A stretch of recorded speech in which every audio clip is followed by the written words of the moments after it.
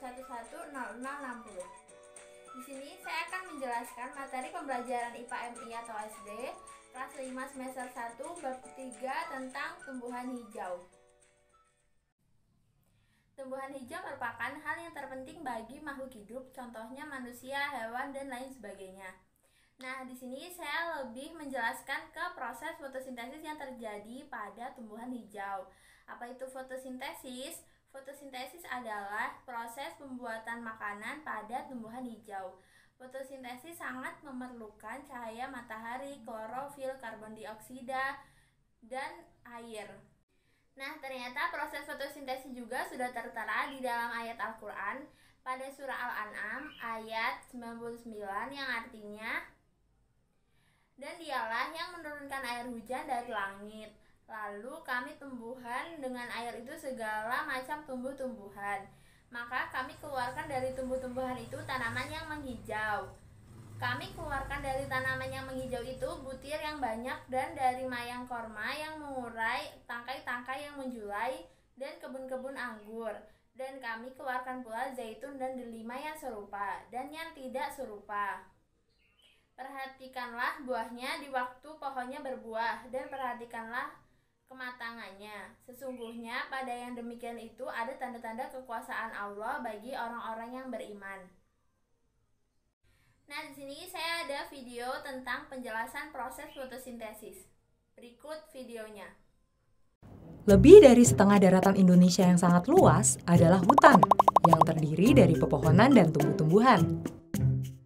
Ini menjadikan Indonesia sebagai negara yang memiliki hutan terluas ketiga di dunia setelah Amazon dan Kongo. Karena itu pula, Indonesia dijuluki sebagai salah satu paru-paru dunia karena luasnya hutan menunjang kehidupan kita di bumi. Kok bisa hutan yang terdiri dari pepohonan dan tumbuh-tumbuhan menunjang kehidupan kita semua?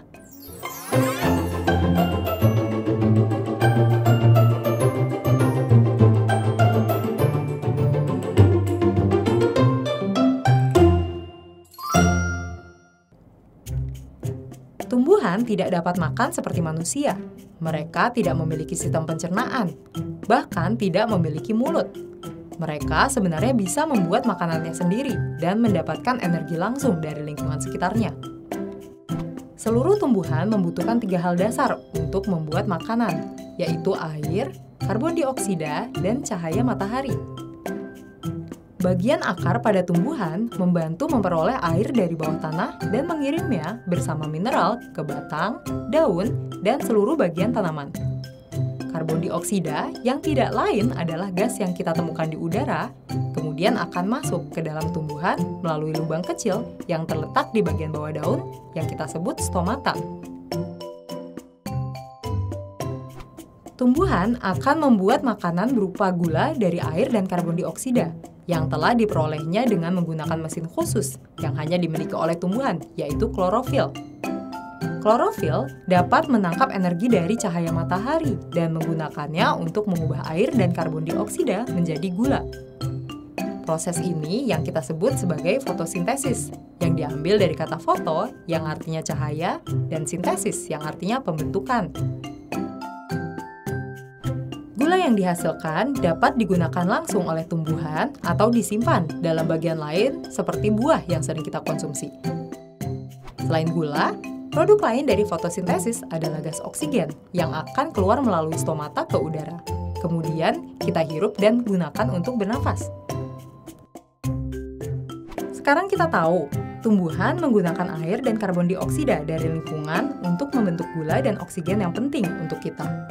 Kita hanya bisa hidup apabila ada tumbuhan. Makanan yang kita makan dan udara yang kita hirup semuanya diberikan oleh tumbuhan kepada kita. Cara tumbuhan menyimpan makanannya itu ada 5. Yang pertama yakni pada umbi, pada biji, pada batang, pada daun, dan juga pada buah. Nah, yang pertama pada umbi, yakni yang pertama umbi batang. Umbi batang yang menyimpan cadangan makanannya pada umbi batang adalah kentang, kimpul, dan ubi jalar. Nah, yang menyimpan makanannya pada umbi lapis adalah bawang merah, bawang putih, dan bawang bombay. Nah, yang terakhir pada umbi akar, contohnya adalah ketala pohon, wortel, dan juga lebah. Nah, yang kedua yakni pada batang. Nah, tumbuhan yang menyimpan cadangan makanan pada batang yakni ada sagu dan juga tebu. Nah, yang ketiga yakni pada daun. Tumbuhan yang menyimpan cadangan makanannya pada daun yakni bayam, sawi, kol, selada, dan lain sebagainya. Yang keempat yakni tumbuhan yang menyimpan cadangan makanannya pada biji. Contohnya adalah kedelai, kacang tanah, jagung, kacang hijau, dan lain sebagainya. Nah, yang kelima yakni buah. Tumbuhan yang menyimpan cadangan makanannya pada buah yakni seperti apel, mangga, stroberi, dan lain sebagainya. Berikut adalah penjelasan cara tumbuhan makanan yang menyimpan cadangan makanannya. Nah, di sini saya mengobservasi tumbuhan yang menyimpan cadangan makanannya pada daun, yakni bayam. Berikut video penjelasannya bagaimana cara tumbuhan menyimpan cadangan makanannya pada daun. Terdapat salah satu proses alami yang sangat penting bagi kehidupan makhluk. Proses ini adalah fotosintesis pada tumbuhan.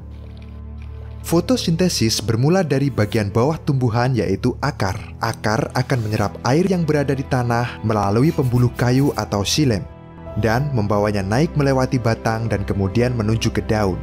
Daun merupakan bagian yang penting bagi tumbuhan. Hasil fotosintesis yang berupa glukosa dan oksigen semua diproses di dalam daun. Bagian daun terdiri dari helai daun atau lamina yang berbentuk datar dan tangkai daun atau petiolus yang menempel pada batang dan menopang helai daun. Tidak semua tumbuhan memiliki tangkai daun. Contohnya adalah rumput. Helai daun biasanya berbentuk datar dan memiliki permukaan yang lebar. Ini berguna untuk menangkap cahaya matahari. Di dalam bagian daun terdapat beberapa lapisan, yaitu lapisan epidermis atas, jaringan mesofil, dan lapisan epidermis bawah. Lapisan epidermis atas memiliki fungsi melindungi bagian dalam dari daun. Jaringan mesofil dibagi menjadi dua bagian, yaitu jaringan tiang atau palisade dan jaringan bunga karang atau spons. Pada bagian jaringan tiang atau palisade terdapat banyak sel yang berbentuk silinder dan tersusun rapat.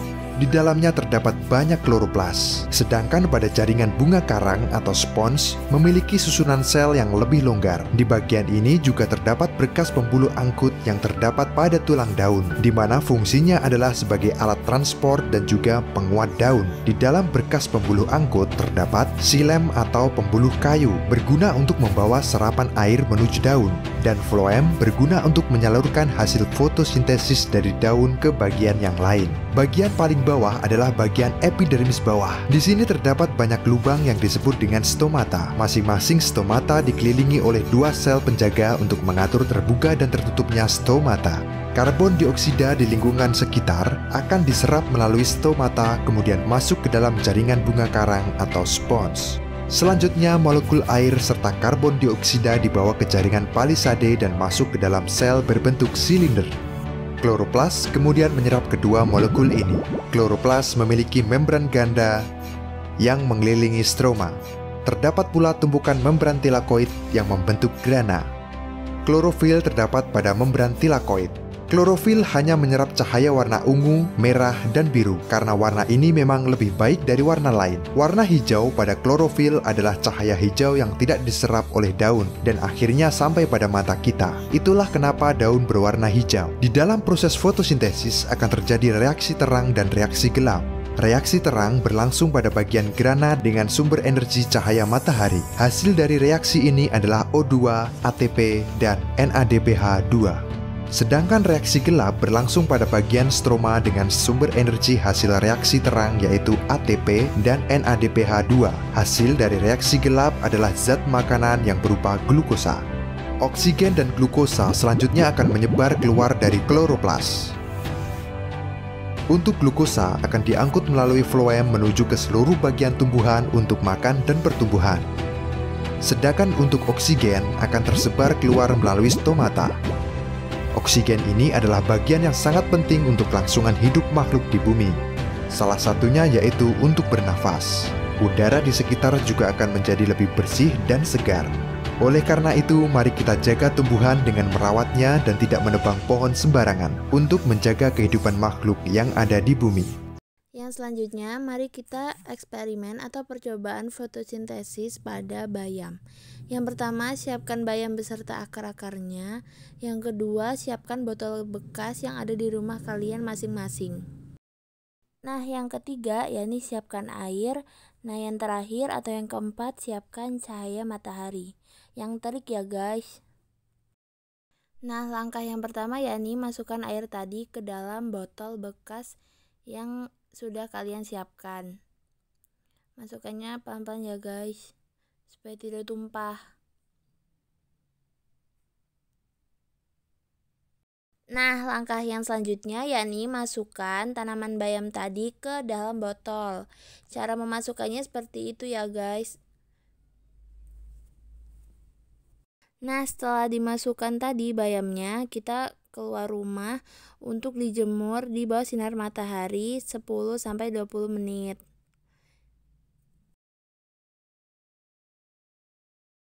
Nah, ini sudah terjadi fotosintesis pada bayam.